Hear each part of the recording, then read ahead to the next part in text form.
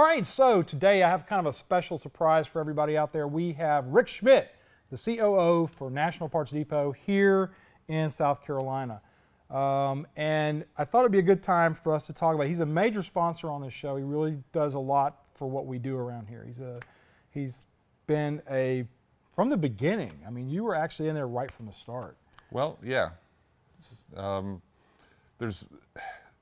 quite honestly, it's a very short list of from the beginning things that I do, because I've been so, I'll just say it, burnt in the past with startup anything. You want to, the podcasts, television shows, this build, that build, SEMA builds. SEMA builds. Let's not talk about SEMA builds. So many of these proposals never go anywhere, never happen. It's just parts and money out the door, and nothing comes back. But you and I were friends, even before Autorestomod, and it was a real simple decision, because I knew you and I had faith in you, and I knew that you were going to follow through on what you wanted to do. So it was just a matter of holding hands and dancing down the yellow brick road together. So. Yeah, the reason you know this is because of the Mustang Monthly thing. Yeah. All right, here's the story. I'm going to tell you this really quickly. Yeah, I almost got you fired. Yeah, you almost got me fired. So I may as well help you out in your next endeavor in life. So I was working for Mustang Monthly magazine as the editor, and I was a neophyte. I had no idea what I was doing, and went up to National Parts Depot and did a cover for the magazine. And I thought it was a cool cover because we're showing a parts place with parts coming out of the box, and it's just really neat. And I got pulled into an office with not the guy that was over me, the guy that was over him, Larry Dobbs. And Larry says, "What is this?" And I said, "It's the cover." He goes, "We don't do this." And I'm like, "Oh," because the guy's sitting there, he's got an NPD shirt on. It was Wade. It was Wade. It was Wade. Yeah. It was Wade. It had an NPD shirt on. He's opening a box that has NPD on the side. Tape on it, right? Perfect. It was beautiful. He loved it. It's the only cover advertisement that I've ever had in any print magazine in my life. I don't know why Larry didn't see that as an opportunity where you sell that dadgum cover to somebody. Well, you should have asked him why he's not, why he's not running his business and okaying the covers before they go to print. Larry, if you're watching. I'm joking. No. I'm joking. That would have slid past me too. So. Probably would have slid past. Well, it didn't slide past Larry. So that's how we got to know each other. That's how we kind of got into this thing. And then Rick and I started hanging out a little bit because I'd come up there and do stuff with National Parts because they were up the road from where our business was. Dobbs is in Lakeland, Florida, was in Lakeland, Florida, and they're in Ocala. National Parts Depot is in Ocala, their main office. So I went up there and we were doing was it the Silver Spring show that year? It was one of the Silver Spring shows, yeah. We were up there for the Silver Spring show. Rick and I are hanging out like we do, and he has a beautiful 1969 Boss 429. It's black, absolutely perfect. It's got a mildly modified, is it a case motor? Pretty heavily modified, yeah. It was built by Earl Wade. Who was fairly infamous for building a lot of Don Nicholson's engines. It stomped. So. I have been in Boss 3 or Boss 429s before. That Boss 429 stomps. And so we were coming back from something that evening, and we got. It was the Friday night dinner. Yeah. That morphed into the Friday night party that we would do, because the dinner, it was kind of hard to find a restaurant that would accommodate a reservation for 40 people. So we started doing parties after that, but I think we had dinner at Harry's downtown. It was Harry's downtown, yes. Square. I drove the Boss 429 downtown. I rode back with him, and we're on the street out in front of National Parts Depot, and he guns it. He just nails it. And we're going great guns, and all of a sudden it goes, and I look at... It came up lame, really, and yeah, it's making this sound, like there's a hole in the side of the block up there, I look at him, and he's white. And I'm probably white too, because I'm thinking he's doing this because I'm in the car with him. He may not have done that on the way home, and I'm thinking all these thoughts. I'm like, I've gotten in trouble with the boss, and now I've inspired this guy to go out and do something stupid. And this is even back then, in the 90s, that was still a $10,000 engine. Yeah. And so, so he gets it back, and I'm like, I go back, and it's boiling in my head the whole time. And it was like, what, 2 weeks later, he called me up. He goes, yeah, we finally got on this thing, and you're not going to believe this, but it was a plug. Yeah. The porcelain had shattered on the plug, and it was just blowing It air. didn't shatter. There's a wadding that mates, that holds the porcelain to the metal fitting Right. that screws into the block. That's right. And that wadding must have blown out from all the compression. so the porcelain was literally just kind of, it didn't completely blow out of the plug, but you could move it back and forth a half of an Yeah. inch. So I And still got that I spark was plug going on to my say, desk. it's on his desk. I've never gotten rid of that spark plug because that's the scaredest I've ever been for my own wallet. That's the scariest the I've money ever been come for out. my checkbook. It's something that I did to a car that I knew I was responsible for. So And that was back before, like, you were the COO and doing all this, you know, where you're at right now with the company and how the company is now. I mean, this was back in the 90s, and it just cracked me up thinking about that you keep that spark plug on the desk. Matter of fact, the picture you're seeing that you've seen, that's the desk and that's the spark plug, and it's been there forever. yeah, And he still has the cover also of My Greatest Mistake the infamous magazine cover. Yep. that he keeps. There's another one around of me and Mark Houlihan and I dressed as Tim the Toolman Taylor. Right. From That one floats around still in That the was a hobby great one. too. That was a good one too.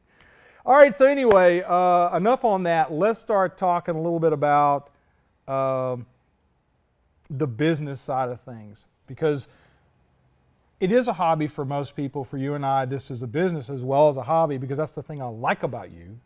You're a hobbyist on top of being a businessman. You Yeah. go to the events. You go to Amelia Island. You go to a lot of the different concours events across the United States. Mm-hmm. And you bring in cars, and he'll be driving cars to work. The other day, well, it's been a little while back, but you posted some stuff about driving the Corvette. You have a 67 Corvette that he drives to work, and he'll bring cars out of their collection. Yeah, I've been driving a lot lately. Actually, I wondered if you're we going go to through bring a dry classic up. spells, you know, where not a whole lot gets out of the collection, but we've had some activity going on. So And they have how many cars in the collection now? 218. So is that something that people can come in and see, or do they have to make an appointment, or is It's I'm getting in trouble it's now. it's turning into a monster. It used to be that every so often I'd get an email or a call out of the blue from a club president wanting to bring his club tour through. Fine, sure. To just individuals that wondering if him and his wife can come tour through. Yeah, you know, as long as you come on a weekday. And now it's almost a daily occurrence. Really? So it's gotten that I'm big being now. asked for club tours and everything else, and I'm starting to wipe out the weekend thing to it, because it's getting to where every other weekend we can't make family plans because I got to be walking through the car collection. So Yeah, for you doing it for the so, 950th time. There's a 1968. Yeah, and it's not because Lord knows I love for the cars to be seen. Sure. We don't have one of those collections where, you know, no photographs, nobody's allowed in. You know, only once in a million years do we allow the public to actually see what's here. Yeah. The cars get lonely back there, and I love for them to be seen.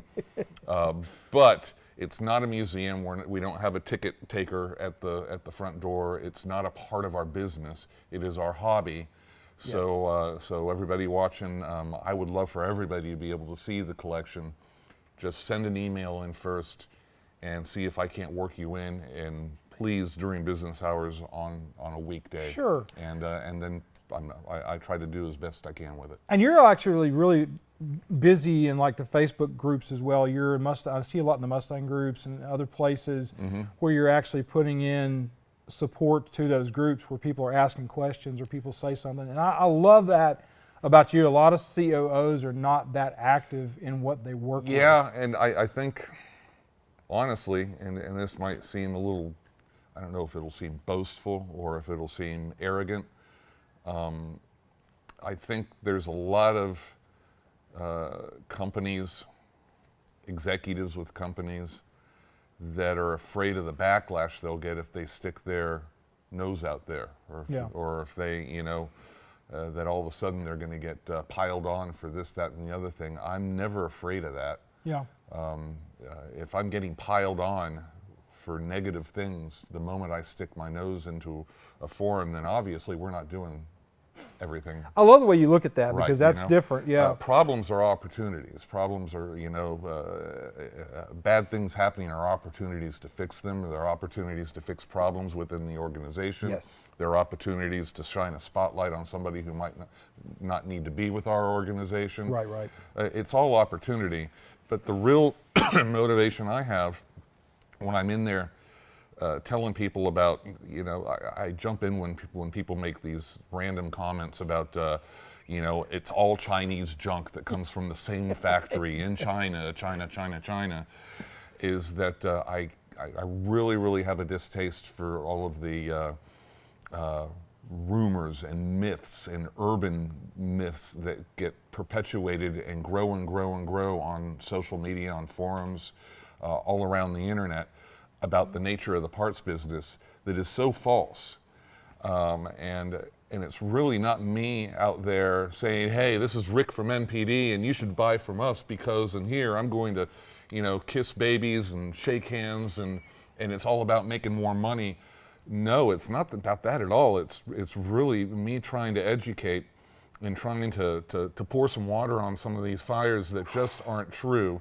Especially everybody's selling the same stuff. They don't. So just buy on price, get it on Amazon if you can. Get it from this giant, online auto repair parts dealer if you can, because cheap is cheap and it's all the same. And it's not all the same. And it's not all the same, folks. And, I mean, you guys went into a tremendous amount of trouble on the Camaro dash pads.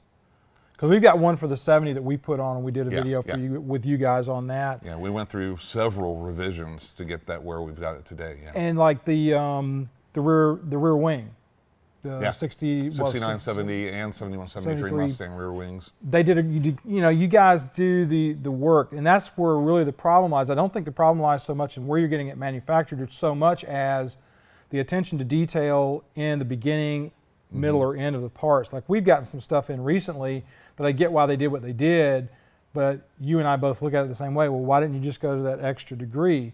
Now maybe at this stage in the world, the manufacturing process is not such that you could do that. I would argue the opposite. In this stage of the world, man, they're able to digitally scan parts, and then they're able to throw that scan up on their computer. And it's like, what do they call it when they fix all the pock marks and Photoshop it. You can Photoshop. You can take an original Ford or GM, a new old stock part, scan it, get it up on the computer, and if the original part has some waves and because original parts are not perfect. Nope. As much as people like to talk about new old stock, they were not manufacturing concours show cars. They were mass producing cars as cheaply as they could get away with, while still having enough quality that people wanted to buy the product. Good product, good value for the price. Yep. But these weren't show cars. So, and then also a lot of times, your new old stock part that you're using as your benchmark or your sample to copy, or just Father Time has warped it, or it's got some patina issues with it. All of that stuff can get fixed on the computer. Yes. Or you can get a used part that's got cracks in it and is all screwed up. They don't care. Scan it, we'll fix it. And what comes out the other end oftentimes is I've had quite a few reproduction projects where the finished reproduction is light years nicer. We just did a hood than the original that we copied, because it's true, it's straight, it fits flush, and we did a hood from AMD for the 69 Fairlane wagon, and like I said in the video, I charged that if you put this on a concours car, the only thing the guy's not going to be able to find is a date stamp. Yeah. Because everything else is there. And they even made improvements on it, because the latch assembly on it was a little bit thinner metal from Ford. They thickened the metal up on the latch assembly so that it doesn't have the cracking issues that they'll have sometimes. Yeah. And it's just way better where that's concerned. 5 years ago, I did 64, 65 GTO quarter panels. There was a reproduction on the market at the time, but most of my reproductions are things that haven't been done before. Right. It's things that are being done Badly. badly. What are you going to do? Wait. And I view that as opportunity. Cam will be interested in this one. When are you going to do the 65.6 Mustang headlight buckets and headlight doors? Oh, geez. No, those are expensive. When you talk about the tooling to do those big pot metal pieces, We those are talked about expensive this to do. on, we Yeah. did an episode a couple weeks ago on 3D printing and talking about maybe that the headlight bucket, the actual aluminum part of it could be made in 3D printing. So that's an option too, kind of going off of what you're saying with that. We did a whole episode on using the scanners. Like I think that's probably where, I don't know for sure if AMD used a scanner on that hood, but the hood is so nice and the lines are so nice on it that it kind of makes me think they did. Good thick metal, all the problems that everybody whines and complains about with, oh, the metal is always thinner from Chinese stuff. No, it doesn't have to be. Right. That hood is a perfect example of something that's probably made in an Asian rim country. For the last 6-7 years, because in Taiwan they're constantly making new products, but they're also retooling and they're doing the same thing that I like to do. They're seeing where the quality is so-so, and they're deciding it's time to reinvest in new tooling. They design the new tooling to work with thicker steel, and it's a better quality product. So all of the, I'm sure everybody's noticed who's, restoring a lot of cars that now they've got the improved new tooling, thicker metal. That's been a motivation and a priority coming out of Taiwan. And getting back to my earlier comment about everybody thinking that everything comes from China, there are some parts that come from China, but most of your sheet metal is not made in China. Taiwan. And for all you people who think that China, Taiwan, what's the difference? Are you kidding me? Are you kidding me? I don't know. What's the difference between Russia and Ukraine? Right? Taiwan is a Eastern society that is very, very much like the United States in ethic, in government, and they're doing all the stuff as far as manufacturing that U.S. manufacturers gave up and gave away because it's all niche, relatively low production, low production volume stuff that they have embraced, and they continue to do a better and better job of it.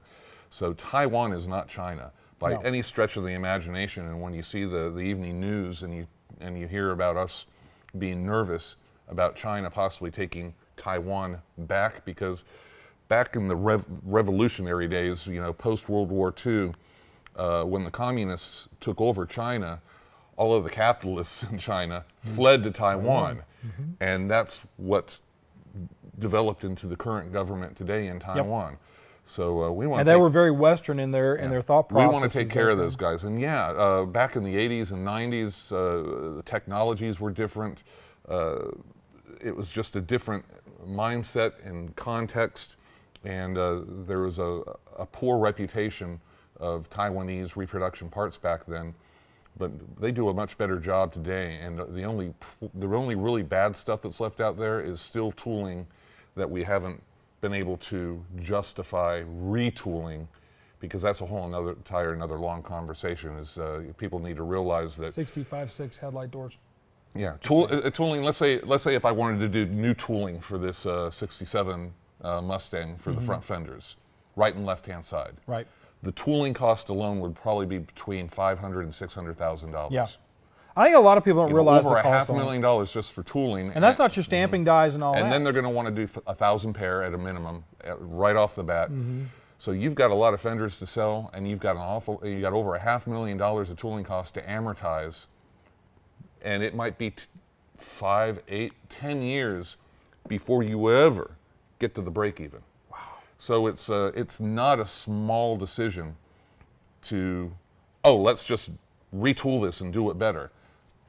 It costs money to do it. Yeah, and you can't. There's nobody in the States now that does it. That? Slowly but surely, it's all getting done. Yeah. The market takes care of it, but it's also the reason there's so many people restoring Mustangs. If you've got a 1959 DeSoto, don't be looking for reproduction front fenders, because you and I can count on my hands and my feet are the only people on planet Earth who still have a 59 DeSoto. But even with the 69 Fairlane, who would have thought that, like what AMD is doing now, Yeah. they've taken that niche of that market for Galaxy and Fairlane on the Ford side, and they've opened that up, and actually, they're doing Fairlane hoods. Who would you have thought 10 years ago? I would have never thought anybody would take that dive. So No. So kudos to them. Rear quarter panels, all that kind of stuff's becoming available, and it's just kind of different. It's a big investment. It's a big investment. It's It not is. just deciding to do it.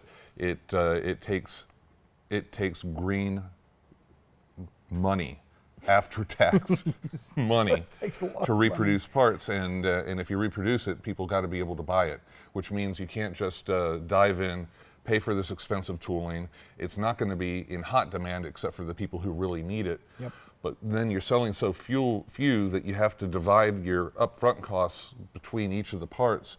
Nobody wants to pay $5,000 for a fender. No. Nobody wants to pay $2,000 for a dash pad. So you've got to work that into the equation. Is this feasible?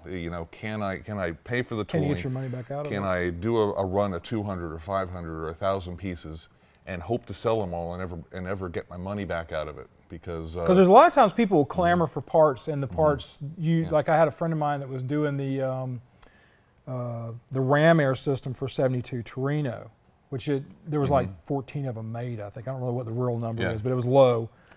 And he had hundreds of people write into him because he built fiberglass reproductions of this stuff. He had all these people write into him saying, if you make this, I will buy it. He made the part, and those people just went.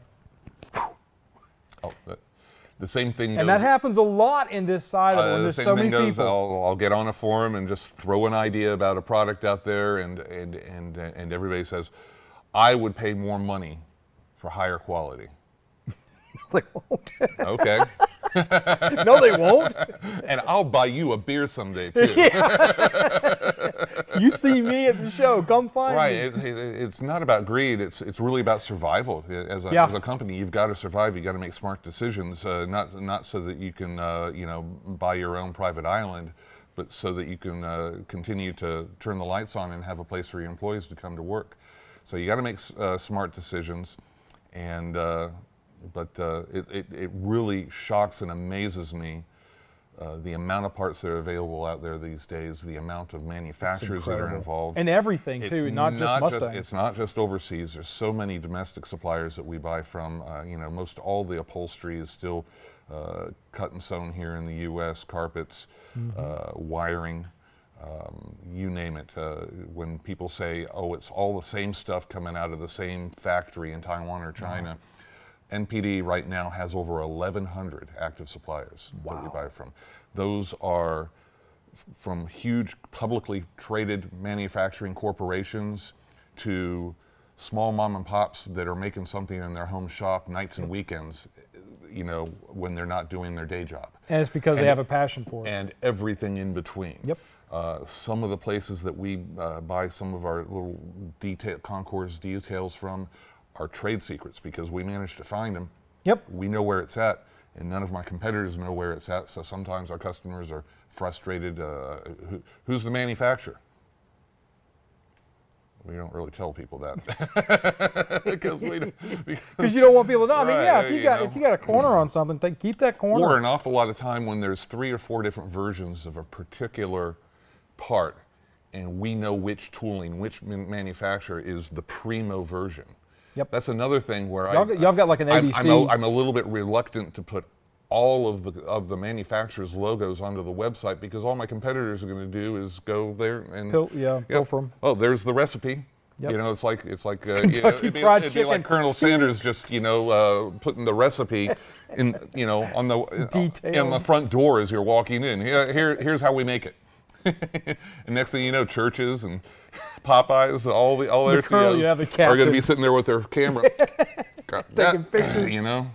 Thank you. Yeah, I mean, and that's All right, so moving off of that a little bit and heading into the similar direction, but not the same. What are you seeing? Because I know there for a while in the pandemic, it was like everybody had millions of dollars in stash money, and they were pouring it at anybody who had old car parts.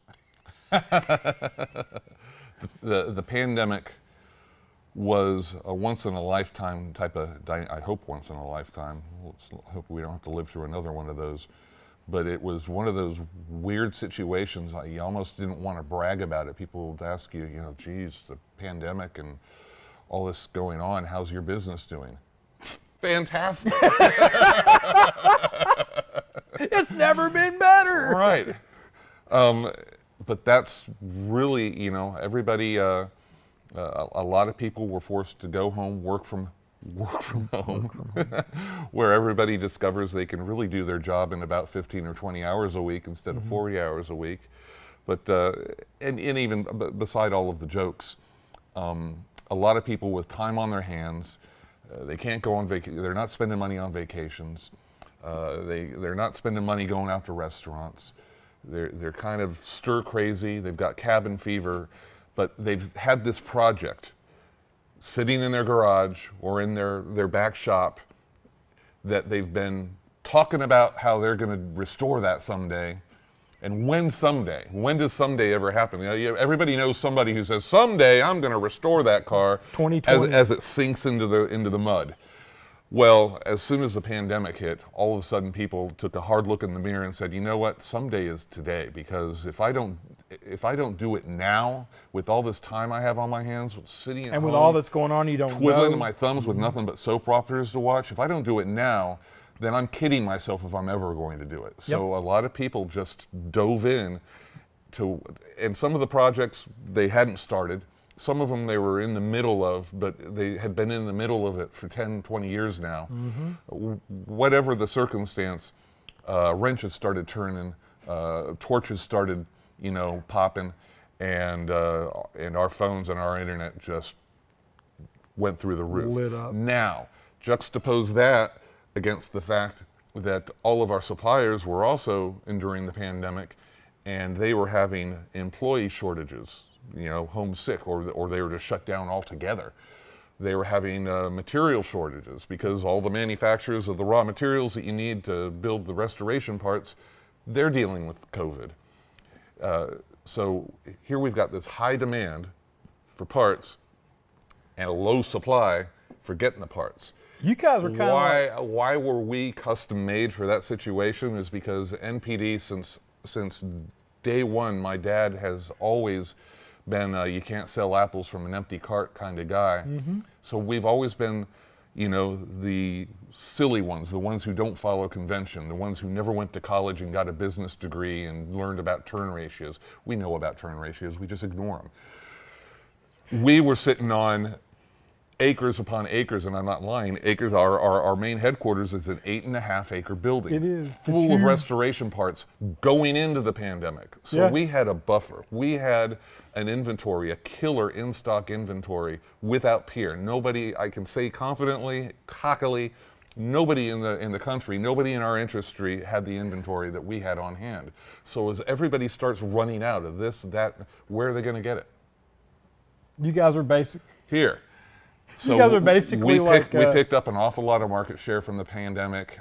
We also had our own supply problems, but it took longer for it to manifest. We were way out in front of it, so we even had our orders in and we were getting replacement stocks. We had a leg up, and we were, if it was a 20-mile race, we were already 5 miles ahead. Going in. So it really worked out well. It was one of those cases where just-in-time inventory, all these operations who like to, let's drop ship it if we can. If we don't have to handle it, that's better. If we could just spin the inventory on the shelf 10 times a year, that's best. Just in time. Don't sink all that capital inventory.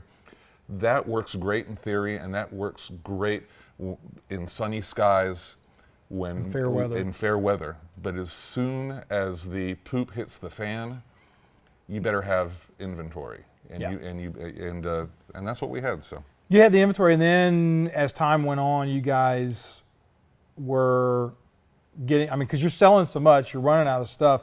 And I know that was has been a problem perennially across the market in the last couple of years. That's on the backside of everything. Anything that was out there is pretty much used up. Like Edelbrock had a problem with aluminum. They couldn't get the aluminum intake manifolds that they needed to get in to sell. It's not just NPD. It's not just Edelbrock. It's not just whoever you're talking about. It's everywhere. We're still having a hard time getting our restoration spray paint cans for interiors caught back up with, because there's our paint supplier is still having problems getting certain pigments. Yeah, go to Walmart. It's the same thing at Walmart or any place you go into that's got spray cans. Their spray can sections a lot of times are pretty beat up. Yeah. You can get blacks and reds, but forget about the greens. Yep. You know. Yeah, so there's all that going on. But I mean, is that getting better? Do you think that that's turning around some now, or is it still kind of a problem? It's all turning around right now, but it's not completely over. That's why I brought up the paint thing. You know. Yeah. It's not completely over. I know, like I said, I know that like there's still companies that are having issues. Like every once in a while, something will just drop out. Yeah. Deanna is the sales rep for RRS, and they'll have problems where, because they're buying from suppliers that are in the Asian Rim countries, and they're much more draconian even now with their COVID stuff, they'll just shut the plant down for a week or whatever it takes, and then come back up. And so that shortchanges everything further down the supply chain. It's a huge ripple effect. You never think about the global economy as, you never think it really applies to you. When that container ship went sideways in the Suez Canal, I had plenty of people asking me, is that going to affect you? And I was like, no, none of my product goes through the Suez Canal. But that created a container imbalance. What was it, 2 weeks that ship was tied up and nothing could move? Now, all of a sudden in Taiwan, which is shipping across the Pacific to us and has nothing to do with the Suez Canal, they're like, we have no cans. We don't have any 40-foot containers to load your order into. Because welcome to the butterfly effect. Everything, yeah, or you know, there's something about, I think there's a documentary about, you know, rice. You know, what happens when you've got a drought in one area, how that ripples around the world. So. Yep, it's amazing how that goes. All right, so what I want to talk a little bit about now is the future and what I see going on. One of the things that, since I've got teenagers around now, you know, anywhere from 13 on up, and we've got a 10-year-old, which he's not into the car thing yet. He's only in a general way. But we've got kids that are coming into cars, and the guys want classic cars for their cars. They want to have that as their main driver. What I find interesting going on now is there is not the preconceived notion that you and I would have about buying a classic car. Jackson, my 15-year-old, he would own a four-door and be okay with it. Whereas you or I are going to look at a four-door? No, right. I'm not going to do that. And even beyond that, they don't care about things that we care about. Like you and I, we go to a car show and we see a Boss 302 that is in a one-off color that's a bizarre, nasty color. Like maybe it's got a red interior with a purple exterior and some guy ordered it that way. We go, wow, that's cool, because that's how did that survive? That's unique, yeah. It's very unique. Yeah. How did it come to be? Right. And with the kids, they look at it and go, why did they do that to that Mustang? It's not even a Boss 302. It's just a Mustang. Yeah. Why did they do that to that Mustang? That's gross. We have that background, that provenance of having grown up around. Carroll Shelby was still alive, you know, and all this stuff. And so we know when we see a Cobra race car that it's an honest-to-God Cobra race car that campaigned with Carroll Shelby in the 1960s. Yeah. And they ask you, is that a kit car? Well, that's how it happens, and then you say no or yes, and then you explain how you can recognize a kit Cobra, which are usually easy to recognize, because it baffles me. If I ever built a kit Cobra, I would go to extreme efforts to make it look so genuine that when I'm cruising down the road, people are like, "Holy cow, that's $1.5 million Cobra just went by." Yep. And no, instead, people paint their kit Cobras purple with orange stripes and hang dice from the rearview mirror and do all this stuff that makes it so obvious the moment it's pulling into the cruise, and I was like, oh, there's a kit Cobra. Yeah, but I argue that I want to be the guy who pulls in and they're like, holy cow, a real Cobra just drove in here, and I won't lie. No. It's a replica, but it sure feels like when I'm driving down the road that I'm in the genuine article, and that's what would really give me a buzz. But see, that's you and me buzz. Yeah. But young people today, they have a different way of looking at how things go. Like Cam, for instance, he's in his 20s now, and he would have no problem putting something in the engine bay other than the original engine that goes in it. Everything runs in cycles.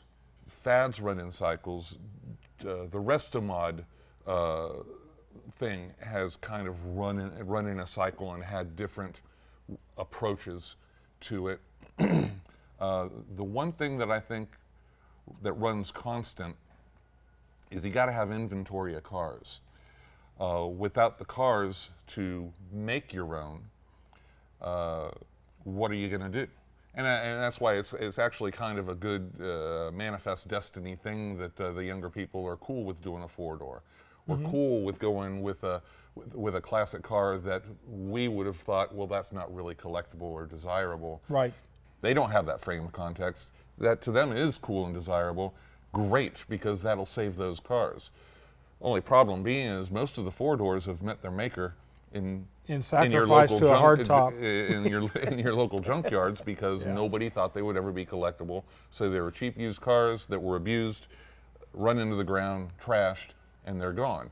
The ones that are left, though, that's an affordable entry point. You see so many younger people, or actually older people, who are grousing, oh, you got to pay $20,000 just for a rusty project fastback these days. Who can afford that? It's like, I know who can afford that. So why are you married to doing a 65.6 fastback? There's a lot of stuff out there. It's a big, big world with a lot of cool cars. What's your budget?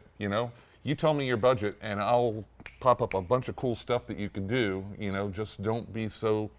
And as you grow in the hobby and with the hobby, you're building an asset.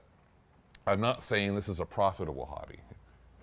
It's like golf. But when you're, But when you're done, see, it's better than golf because when you're done, at least you got something when to you're show done with golf, all you come away with is a lighter wallet and a buzz, and that's all you got. And maybe a sunroof. With the car hobby, you've got that car. Yeah, that's behind true. you. That's true. And once you're done with it, if you want to parlay that car, cash it out, and dive into something that you really wanted even more than that to begin with, you can head in that direction because now you started out with a $5,000 basket case. You may have poured 50 or 60 grand into it, but you might be able to sell it for 40. Did you have $40,000 to begin with going in? No, but now you do. Now maybe that 65.6 fastback Mustang or that 69 Camaro that you always wanted is within reach. But you can't, pop the champagne cork the very moment as a young person in your 20s or even in your 30s with a family and kids to feed and school, jump in and buy yourself a Shelby Mustang or a Yenko Camaro as your first project. So as far as the youth and the hobby, I see, because I do so many tours for our car collection, we get a lot of young people in through the collection. It's that kind of white sheet of paper, blank context. It works well in that I've got a lot of unusual stuff in the collection, and I see the young people checking it out and looking at it. They're not just laser focused on the GTOs, the Corvettes, and the Mustangs. Yep. They're looking at all of it, so that bodes well. Second point I'll make up, just to make a frame of context, is I grew up in the car hobby since I was born. My dad's been in the car hobby since he was 14 years old. He was big in the T-Bird Club. He bought his first 57 T-Bird when he was 16 years old. The car was only 1 year old. Because he was doing well selling fastener kits for Model A Fords. Because that was his other passion, was the Model A Fords. Was the Model A Fords, so he knew T-Bird. So he was one of the founding members of the T-Bird Club. So we went to all these T-Bird meets, CTCI, national meets all around the country. This is in the 70s. And guess what? All of those T-Bird guys and gals were up in years, gray hair, all complaining and grousing at the banquet that these kids are never going to carry the torch past this. The hobby's doomed. I was listening to that in the 70s. I heard some more of it in the 80s. I heard even more of it in the 90s. We started doing the Silver Spring show. Bunch of gray-haired guys and gals going, nobody's ever going to pick this up. You know, look at these kids. Now they got their cell phones. They're worthless. They're not interested. It's 2023. And last year I posted the highest sales for restoration parts in NPD's history. And I look at who's walking into the counter, you know, and it's the same demographic that it was, as far as age, that it was 30, 40 years ago. Right. Somehow, without everybody noticing it, it is an older person's hobby if you look at it statistically, because the older people, they've empty nested, they've got their kids through school, college, their kids are all gone, so they've got time on their hands, oftentimes they're retired. Of course it's going to be an older person's hobby. Of course it is. The younger people, they seem to come around. Yeah. And the only thing that I would caution the younger people with is and I did too. There was one point in time, I think, if you remember my blue Mach 1, my 69 Yep. Mach 1, I wanted to twin turbo it and put an IRS in it, and I had all these plans. I had all these plans that I'm not going to do today. Oh, not now. Not with Because that car. my perspective changed. When you start Frankensteining stuff, and when you start, you know, making it yours, it's just like the whole street rod scene. Realize that at the end of the day, unless you're going to be buried in that car, you're going to be the biggest fan of that car. Yep. But a lot of, when you take a classic, if you just do bolt-on stuff and you keep all the original parts, okay, you're safe. But when you take a classic and you take it so far away from what it was originally, away from the midline, they're not building any more of these cars. Nope. And whenever you see a highly modified car that was done 30 or 40 years ago, hit Bring a Trailer or Yeah. eBay, they always sell low. Because people are like, what am I, it's going to cost. Well, you're going to take all the stuff off of it. It's going to cost me so much to undo that, you know, so. Well, it's like, what are the street rod guys doing? They're looking for the restored 40s cars to do their street rods. Well, you always, all I ask is always have a respect for the fact that you're working on an antiquity here, and it's your car, and have fun with it, and don't not have fun in the hobby, but it is an old relic. And hopefully at the end of the day, that old relic is still underneath the paint job that you put on it. And because they're not building them anymore. And the only way that the hobby continues on and on and on into the future is to take care of these old guys.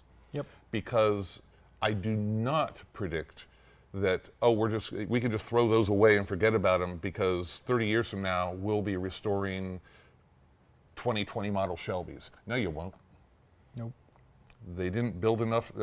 Pony cars and performance cars don't sell all that well these days. And they're all computerized, and they all have 15 airbags coming at you from all directions. And they have motherboards and computer modules and touch screens and all that stuff. Don't look for somebody to be reproducing that into the future. Yeah. How are you going to restore that modern car with all of that technology? And they're also built to a very high tolerance compared to. How are you going to restore that in your garage with a set of Craftsman tools? You're not. You're not.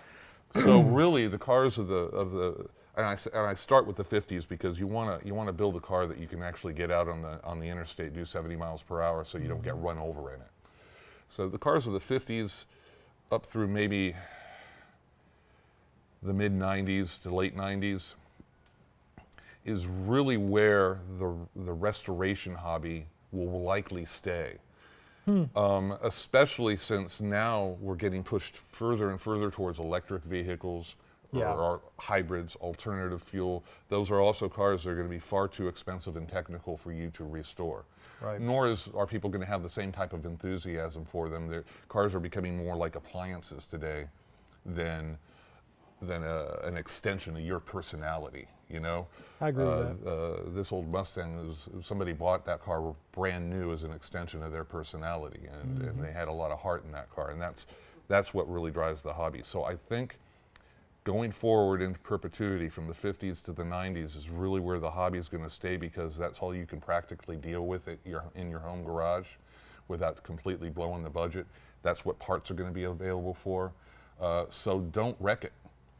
Don't saw the roof off and make it into a speedster because you thought it would be cool, because that'll be one more out of the mix that's never going to come back. And speaking of never coming back, I've been hearing my entire life, and now I've got gray hair and you've got gray hair. My entire life I've been hearing that the kids just aren't going to be able to do it. They don't have the skills. They don't have the mindset. That's not true. When I see the heaps on trailers that pull into the MPD parking lot that people just bought as their project. Like Ranchero. Logan's Ranchero. And he's done a lot of the work on that car himself, you know. Back in the 80s, we had a term for those cars. Parts cars. Parts cars. That's what they were. No, those are project cars today. Yep. And somehow, some way, because most of these guys who are doing the work, I would peg in their 40s or 50s. Mm-hmm. So 30 years ago in the 90s, man, they were still in grade school. Yeah. They were those kids that are never going to figure out how to do this. Wow. They are taking on projects and literally building a car out of reproduction sheet metal. They've got the original car there, but man, that's just a template, and that's where you set up your jigs and your hard points, and then all of a sudden, piece by piece, they're getting it done. Yeah. Somehow they're learning. They're teaching themselves. YouTube is a huge part in that. A lot of people have learned how to do it. I'm going to learn how to weld. Where do I start? YouTube. Go to YouTube. So go work on your Maytag. How do I do that? Go to YouTube. I've been hearing it my entire life. I'll date myself. I'm heading on 56. I won't. You can tell what your birthday coming up is, but it's defied all the predictions. Yeah. Business has never been better. Car shows are still, they're changing. It's more of a cars and coffee cruising type of dynamic these days. Right. Things are going stronger than I would have ever imagined. And, cool. And I have faith. Do I think it's going to grow into infinity? No, because there's only so many cars. And I don't think it's going to move into the 2000 era modern cars as far as the hobby. But I do think it'll level out, and it'll be a solid, steady hobby for many years to come. Okay. It's not going to go away. In fact, the more the government mandates that we can only drive around in turbo 4-cylinders or electrics or hybrids, the more nostalgic people become about the old stuff. And as long as our government doesn't become so tyrannical, they say, oh, you can't have that anymore either. Yeah. That would be a problem. That's but as long as we're protected and we're grandfathered in with the old stuff, and they don't make any environmental impact because, you know. How often do you drive it? How often do you drive it? You drive yours more than anybody else probably does. And the restoration could take you 5-10 years, you know, there's no emissions coming out that tailpipe while that process is going on. So as long as they leave us alone and we don't have any tyranny breathing down our necks, the car hobby, I think, actually has an exciting future, because the more that we're forced to drive an electric, the more we're going to want to have one of these at home in the garage, that every so often we can crank up, go out, throw some high octane in it, and just relive when times were simpler and everybody wasn't so, you know, worked up and woke up and everything else that stresses us these days. Red Barchetta from Rush. Yeah. Perfect. All right, folks, that's our show for this week. I hope you enjoyed this interview with Rick. He is probably one of the most insightful people I know personally in this hobby. Really just enjoy sitting down and talking with him about cars and generalizing, all that kind of stuff. We haven't had a chance to do this in ages, so it was really a good chance for us to catch up with him and see what he thinks about what things are going on with our car hobby right now. Now I want to talk to you a little bit about Patreon. Do us a favor, go out and check out the Patreon account. At the $10 a month level, you get monthly meetings with me on Zoom. Plus, we're doing a lot of other cool things. We're going to be doing drawings, giving those away probably once a month or so, where I do a little doodle of your car. Once a quarter, we're going to be doing color doodles. We're going to be giving away coffee cups, T-shirts, that kind of thing, to kind of help this thing go along and get everything moving, get some more people coming in, because this is how I pay Darren. And Darren needs more money. He just needs more money. That's all we're going to say today about it. He's poor. And we want to make Darren rich. Because if it makes Darren rich, quite frankly, it's making me rich as well. So that's how that's going to work. Next thing I'm going to talk about, and you guys know where it's going with this because we're up in the air like that now, is super thanks, folks. That's right. It's your best, worst idea from YouTube on how to name something. Why super thanks? I don't know, nor do I care. But it's a way for you to do a one-time gift to us for something that we do. We do a tech piece, and you go, my gosh, I didn't know that. I learned enough today that I'm willing to give $1.5 million. We are still waiting for you even now, whoever you are. When that idea hits you and that $1.5 million in U.S. currency, please, comes along, by all means, throw it in the bank over there. YouTube gets a little, we get a little, everybody's happy. But that's a way for you to go in and thank us with a one-time gift. It can be anything from $1 all the way up to whatever you want to give us. You can do whatever you want. So there you go. It's a way for you to do something for us. So folks, do me a favor, be kind to each other, love each other, treat each other nice. You guys have a great week, and we'll see you next time on Autorestomod. So that's it. I guess it's lunch then. All right. Beer! I am going to have a beer today, Perfect. at least one. At least one. It is my birthday weekend. It's not actually my birthday. It's just this is the weekend we're doing it because Rick had come this weekend. This was really all his fault. It should have been on the weekend around my birthday, but this is the only weekend he had. So he's here. He's my friend. I He have a showed up. complicated life. Yes. Yeah, we did both have a complicated life. I have other friends here that are off camera. Can you see them over there, Jackson? There's my looks like hee-haw. People under 30 are going to be like, what is hee-haw? All right, so that's it. Let's go get some lunch. Whee!